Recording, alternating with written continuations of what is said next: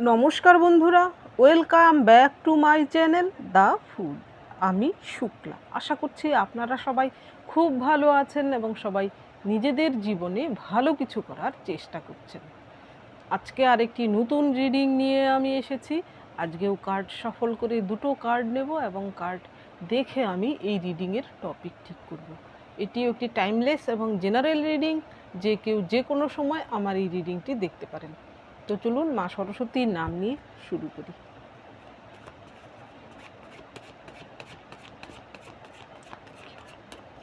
Thank you.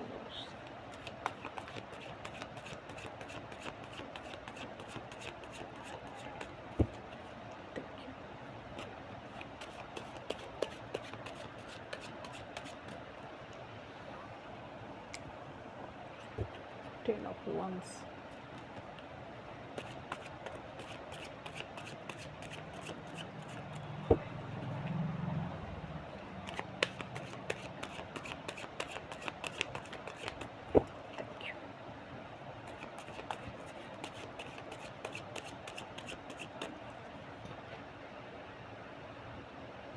রিভার্সে এসেছে, রিভার্সেই দিচ্ছি।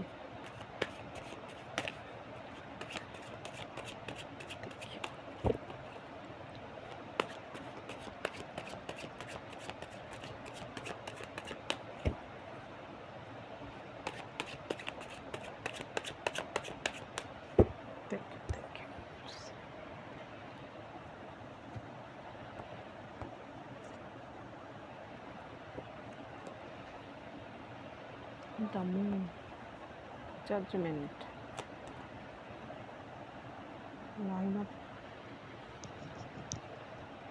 Swords, Four of Swords.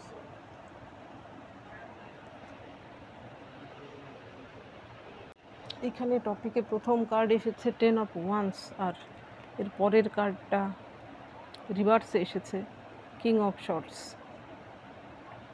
এইখানে এই কার্ডটার কথা আমি বহুদিন বলেছি। টেন অফ ওয়ান্স হচ্ছে একটা কিছুর শেষ হয়ে নতুন করে শুরু হওয়া, একটা কিছুর শেষ হওয়া যেখানে আর কোনো কিছুই বাকি নেই, আবার নতুন করে সব কিছু শুরু করা। এইখানে দেখুন একজন ব্যক্তি, সে মারা গেছে, সেই স্কেলিটন থেকেই কিন্তু একটা গাছ বেরিয়েছে। সেই গাছটা ফুল ফল দিচ্ছে এবং সেই স্কেলিটনটা কিন্তু অন্যের খাদ্য হিসেবে, কিন্তু এই মৃত ব্যক্তিটিও কিন্তু অন্যের খাদ্য হিসেবে ব্যবহৃত হয়েছে। সে মরে গিয়ে অন্য কিছুতে রূপান্তরিত হয়েছে, যা কিনা আবার এই প্রকৃতির বলুন, এই ইউনিভার্সের কাজে লাগছে। তো এর পরের যে কার্ডটা এসেছে night of swords. Night of swords হচ্ছে এমন একজন, সরি আমি এর আগের দিনও বোধহয় কিং অফ শর্টসকে আমি নাইট অফ শর্টস বলেছিলাম। এই কার্ডটা দেখে জানি না কিং অফ বলতে গিয়ে কেন নাইট অফ চলে এসেছে। তো এইটা যদি সোজাভাবে নিই তাহলে এটা হচ্ছে ন্যায় বোধে ভরপুর একজন ব্যক্তি, যিনি কিনা সদা তৎপর তার কর্তব্যে, অর্থাৎ সৎ, চরিত্রবান, বলিষ্ঠ একজন ব্যক্তিত্বের অধিকারী। কিন্তু এটা যেহেতু উল্টো এসেছে, এটা হচ্ছে এবার সব কিছুরই বিপরীত, একদম নেগেটিভ। যার মধ্যে সততা নেই, না সে চরিত্রবান, কিন্তু সে সবসময় গায়ের জোর ফলাতে চায় সব জায়গায়। তো এই দুটো কার্ড এবং পারিপার্শ্বিক কার্ড দেখে আমার যা টপিক মাথায় আসছে, আপনার জীবনে এমন কোনো শত্রু হয়তো ছিল বা এখনও কারুর ক্ষেত্রে রয়েছে। সেই ব্যক্তিটি এমন যে কিনা গায়ের জোরে বলুন, অনৈতিকভাবে, তার মধ্যে ন্যায় নীতিবোধ নেই, সে মহিলাই হোক বা পুরুষই হোক, তার মধ্যে দয়া নেই, মায়া নেই, কর্তব্যবোধ নেই, অধিকারবোধ রয়েছে সর্বত্র। এবং সে গায়ের জোরে বলুন, অর্থবলে বলুন, অর্থাৎ সে জোর জবরদস্তি সব কিছু হাসিল করতে চায়। এমন কোনো ব্যক্তি আপনার জীবনকে হ্যাম্পার করেছে বা আপনার জীবনে ক্ষতি করেছে। আপনাকে সে এই রকম স্কেলিটনে রূপান্তরিত করেছে। সে আপনাকে জেনে বুঝেই এই রকম কষ্ট দিয়েছে। সে ভয়ঙ্কর রকম কোনো শত্রু, এখানে সাধারণ কেউ নয়, যে কিনা আপনার ক্ষতি করাই হচ্ছে তার সবথেকে বড় উদ্দেশ্য ছিল তার জীবনের। তো আপনার ক্ষতি সে করে ফেলেছে যা করার, কিন্তু আপনি নিজেকে নতুনভাবে কনভার্ট করেছেন। সে কিন্তু আপনার জীবনে ক্ষতি করে আপনার আরও ভালো করে দিয়েছে এক অর্থে। এইখানে আপনি হয়তো নিজেকে পরিবর্তন করতে পেরেছেন। আপনি যা ছিলেন এখন আপনি এমন নিজেকে উন্নত পার্সনে তৈরি করতে পেরেছেন যেখানে আপনি আরও স্পিরিচুয়াল হয়েছেন, আপনার মধ্যে আরও জ্ঞান পিপাসুতা বেড়েছে, আপনার মধ্যে আরও ধৈর্য শক্তি বেড়েছে, আপনার বৌদ্ধিক বিকাশ ঘটেছে।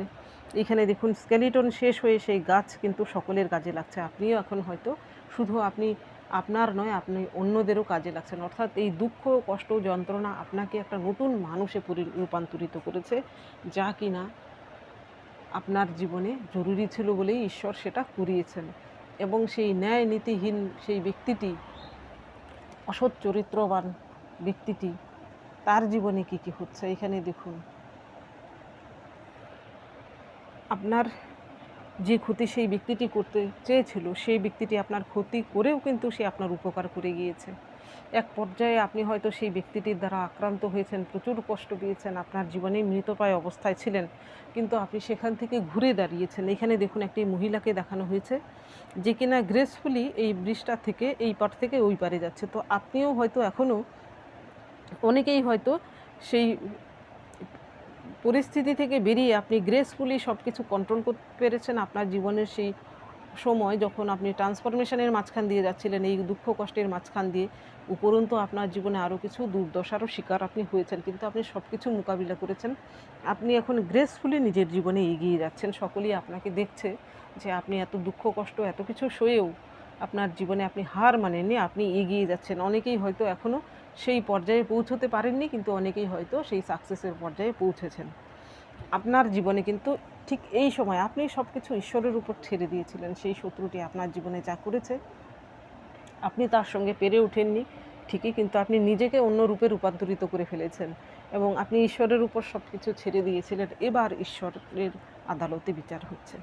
এখানে জাজমেন্ট এসেছে। জাজমেন্ট কার্ডটা তখনই আসে যখন কেউ জাজমেন্ট ঈশ্বরের কাছে চায়, কিন্তু তখন সে পায় না, কিন্তু সে কী করে, সব আশা ছেড়ে দেয়।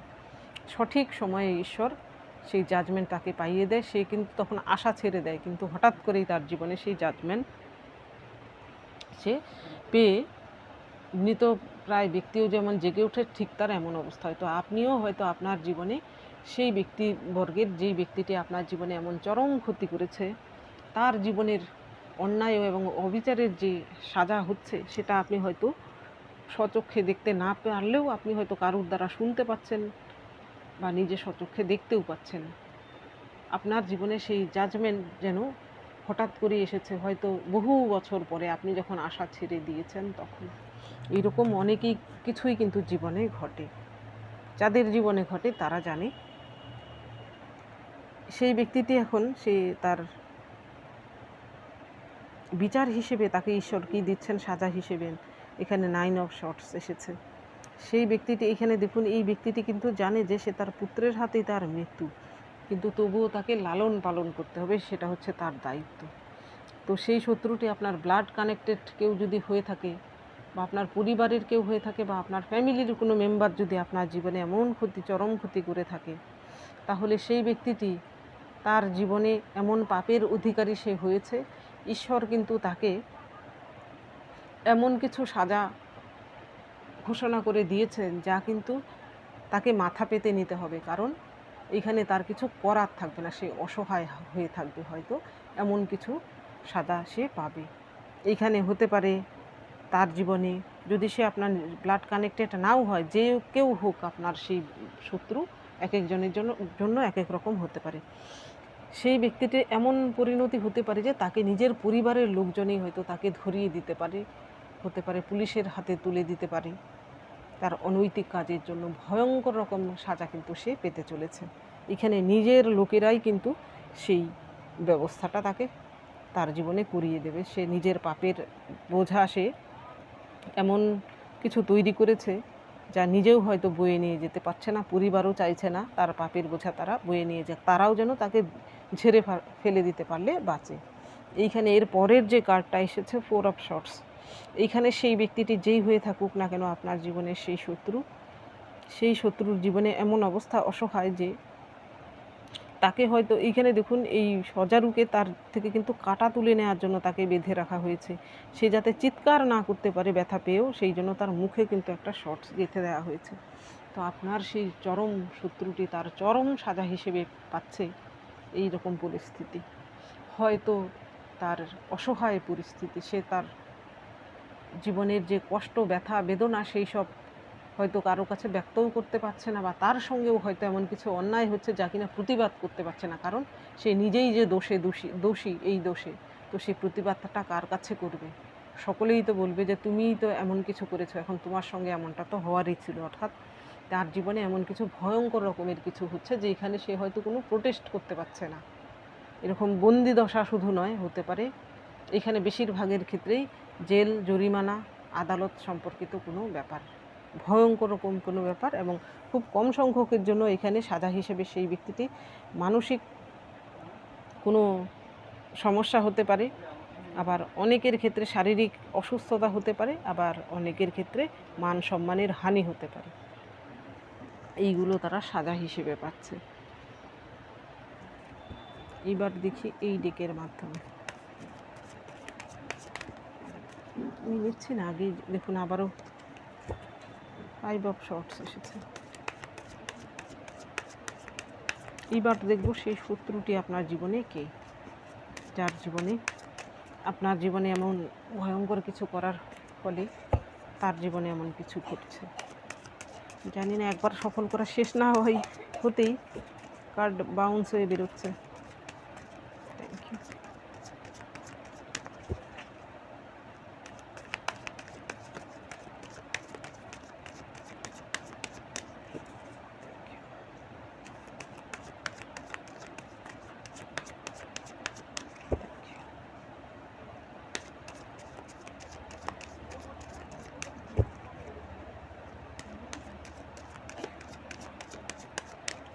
Thank you very much.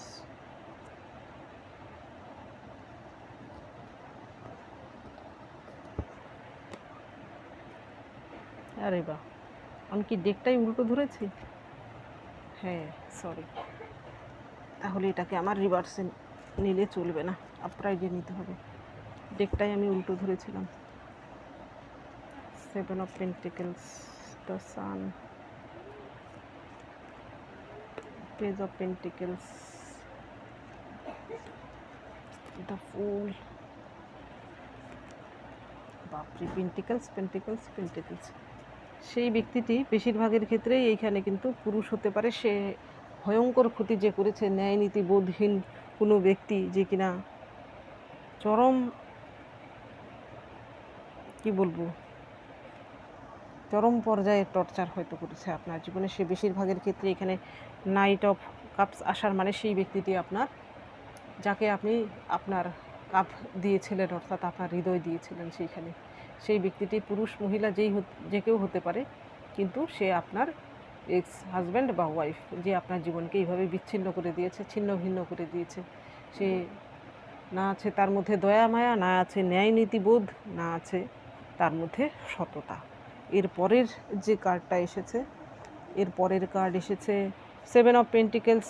এমন সেই কোনো ব্যক্তি, যে ব্যক্তিটি অর্থপিপাসু, যে ব্যক্তিটি লোভী, যার কাছে যে কিনা হয়তো স্ক্যাম করে অর্থ উপার্জন করে বা সততার পথ সে অবলম্বন করে না, এমন কোনো ব্যক্তি এখানে হতে পারে। তার আবার অনেকের ক্ষেত্রে সেই শত্রুটি আপনার জীবনে এমন কেউ যে কিনা আপনার সয় সম্পত্তি হাতিয়ে নিয়েছে, বা এমন কিছু মূল্যবান জিনিস সে আপনার থেকে চুরি করে বা ছল চাতুরি করে নিয়ে নিয়েছে। এর পরের কার্ড এসেছে সান কার্ড আসার মানে হচ্ছে আপনার জীবনে সেই ব্যক্তিটি হয়তো আপনার ক্ষতি করতে গিয়ে ক্ষতি করে ফেলেছে, কিন্তু আপনি নিজের জীবনকে আরও সেই ক্ষতির রিকভারি না করতে পারলেও আপনি অন্য দিক থেকে নিজেকে উন্নত করতে পেরেছেন। এই সানের মতোই আপনি এখন ঝলমল করছেন, এবং তার জীবনে কিন্তু অন্ধকার। আপনি এই সূর্যের মতো উজ্জ্বল্য আপনি পাচ্ছেন জীবনে। এই সান কার্ড আসার আরেকটা মানে হচ্ছে, এইটা হচ্ছে সার্টিফিকেট। তার জীবনে যে এমন কিছু ঘটছে, সান আদি এবং অনন্ত, আগেও ছিল, এখনও আছে, ভবিষ্যতেও থাকবে, সুতরাং এটা হচ্ছে সার্টিফিকেট। এর পরের কার্ডটা এসেছে পেজ অফ পেন্টিকেলস।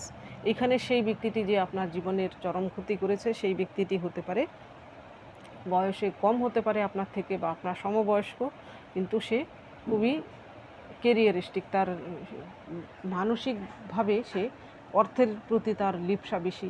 এখানে সম্পর্ক থেকে তার আর্থিক দিকটাই সে সবসময় বেশি জোর দেয়, অর্থাৎ কোনো সম্পর্ক থেকে বড় তার কাছে টাকা পয়সা। সুতরাং সেই জন্যই কিন্তু সে আপনার প্রতি এমন অন্যায় অবিচারটুকু করতে পেরেছে, কারণ তার কাছে ইমোশনের কোনো মূল্য নেই, একমাত্র মূল্য হচ্ছে টাকা পয়সা। এর পরের কার্ড এসেছে দ্য ফুল। সেই ব্যক্তিটি হয়তো এমন কেউ যে হয়তো আপনার সঙ্গে বালখিল্যতার, অর্থাৎ আপনাকে সিরিয়াসলি নেয়নি।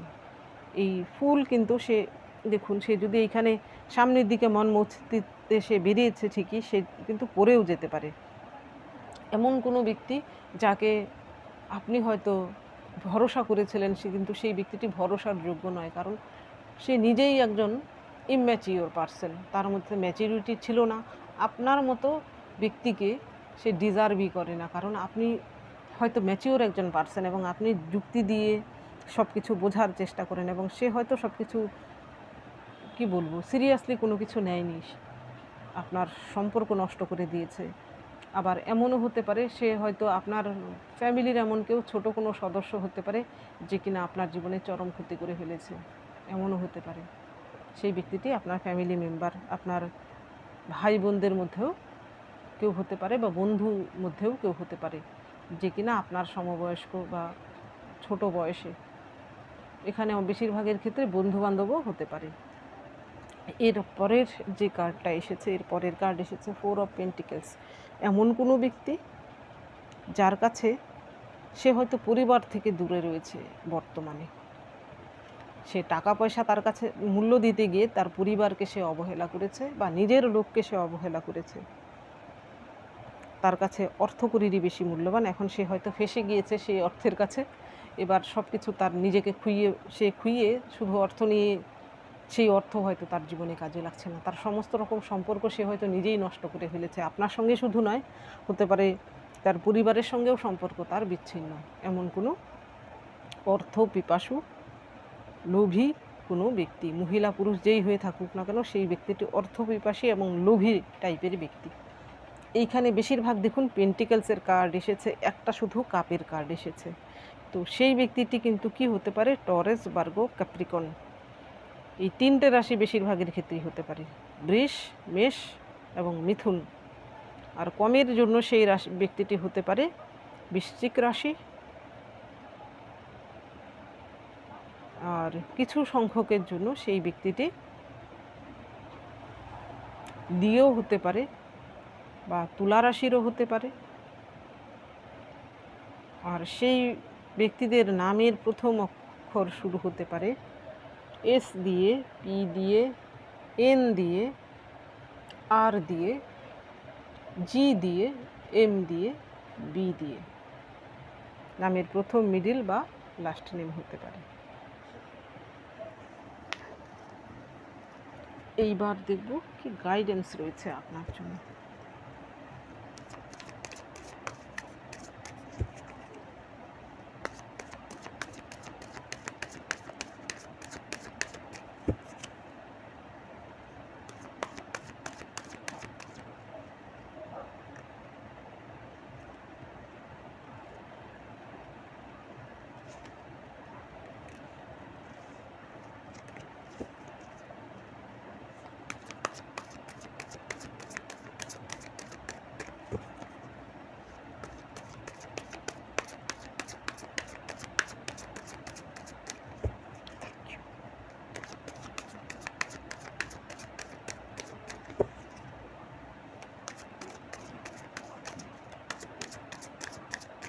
রাশির ক্ষেত্রে এখানে কন্যা রাশি, ভার্গো কিন্তু বেশি প্রমিনেন্ট। কন্যা রাশির কোনো ব্যক্তি কিন্তু হতে পারে। Thank you universe.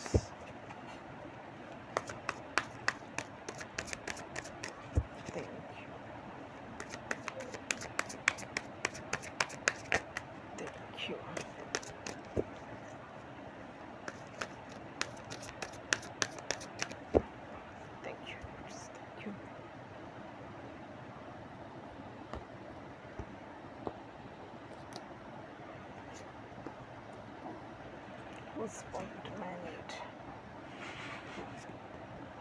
comparison, harmony, silence।